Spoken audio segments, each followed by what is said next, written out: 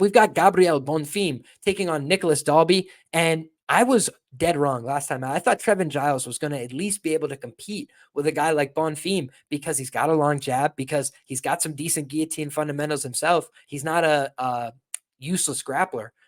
And he got absolutely audited in that fight. Bonfim looked like $1 million. And so the stock on Bonfim is probably at an all-time high, right?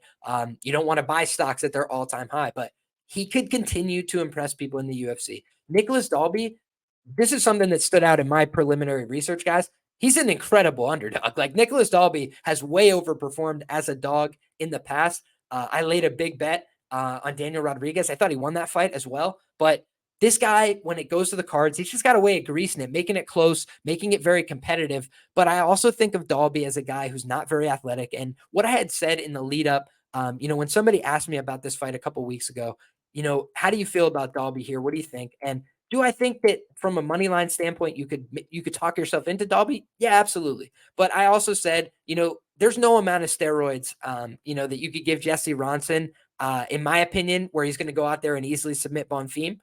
Whereas he was able to go out there and easily submit Dalby.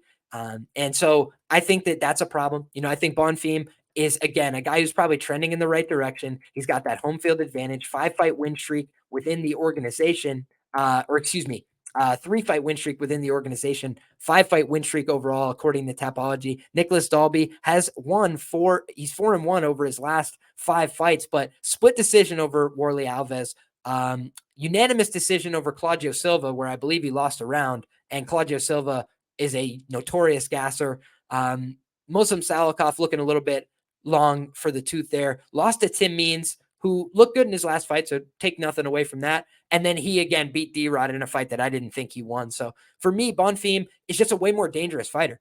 Dalby, he would have to win this fight on the cards, I think, more often than not to get the win. And I don't think that that's going to happen at a very high clip. We're in Brazil. I think the Bonfim brothers are potential future stars for the UFC. I think they like investing in these guys, and they're both on the card together. When Ismail Bonfim was on the card by himself, I was like, it's Fade City. But now they're back together. They're in Brazil. Sao Paulo, stand up. I think Gabriel Bonfim's taking that neck home with him. I think he's got a fantastic guillotine. I love a guy with a good guillotine fundamental series, and I think he's going to get the choke. So give me Gabriel Bonfim to get the win here over Nicolas Dalby. I'm rolling with chalk in the top 2.